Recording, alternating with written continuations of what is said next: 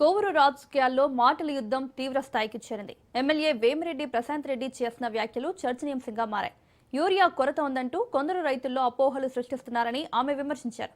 ప్రభుత్వం యాప్ ద్వారా యూరియా పంపిణీకి చర్యలు తీసుకుంటోందని, సమస్యను ముఖ్యమంత్రి, వ్యవసాయ శాఖ మంత్రి దృష్టికి తీసుకెళ్లినట్లు తెలిపారు. ఎకరాకు 3.5 బస్తాల యూరియా అందించేందుకు ప్రభుత్వం సిద్ధంగా ఉందని స్పష్టం చేశారు. పెట్రోల్, డీజిల్ కొరత అంటూ కూడా తప్పుడు ప్రచారం చేశారని, ఇప్పుడు అదే తరహాలో యూరియా విషయంలో రాజకీయ ప్రయోజనాల కోసం అపోహలు సృష్టిస్తున్నారని మండిపడ్డారు.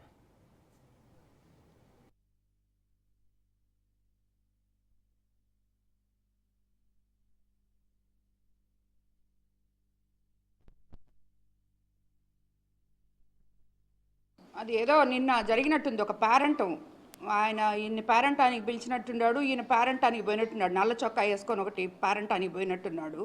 ఎందుకంటే ఇది వాళ్ళకి ఎప్పుడూ అలవాటు. బికాస్ అతను ఓడిపోయిన తర్వాత మనుషుల్లో తిరగడు. ఎప్పుడో మెరుపు తీగలాగా 3 నెలలకో 6 నెలలకో వచ్చి కనిపించేసి పోతుంటాడు. అలాంటప్పుడు అతను ఒక్కడే కాన్స్టిట్యున్సీలోకి రాలేకుండా ఉన్నాడు. ఎవరో ఒకరిని పేరెంటానికి తీసుకోపోవాలి. సో ఈయన పిలుస్తాడు. ఈయన జిల్లాలో ఇంకెవరు పిలవరు, ఆయన ఒక్కడే పిలుస్తున్నాడు. మిగతా కాన్స్టిట్యున్సీలో పాపం ఎవరు పిలవడల్లా. ఎంతసేపు అని సర్వేపల్లిలో మాట్లాడతాడు, అలసిపోతున్నాడు. సో కొంచెం చేంజ్ కోసం కోవూరికి పిలిచిందే తడువుగా పోయినట్టున్నాడు. ఇంకా పిలిస్తే పోకపోతే బాగుండదని పోయినట్టున్నాడు. పోతే అక్కడ మైక్ తీసుకుంటే మాట్లాడకపోతే బాగుండదు కదా, సో మాట్లాడినట్టున్నాడు. వాళ్ళకి తెలియంది ఏంటంటే నిజంగానే కోవూరు ప్రజలు చైతన్యవంతులని చెప్పి నిరూపించుకొని 2.5 సంవత్సరం ముందే తరిమి కొట్టారు. కోవూరు నుంచి 55,000 మెజార్టీతో నన్ను గెలిపించి ఎప్పుడు లేని విధంగా. అన్ని దగ్గరలో 7,000, కొన్ని మంది దగ్గరలో అట్లా వచ్చింది. కానీ ఈ కోవూరులో 6 సార్లు ఎమ్మెల్యే అయిన ఇతన్ని ప్రజలు భరించలేక ఇంకా నువ్వు పోయిరా నాయనా, నువ్వు వద్దు అని చెప్పి పంపించారు.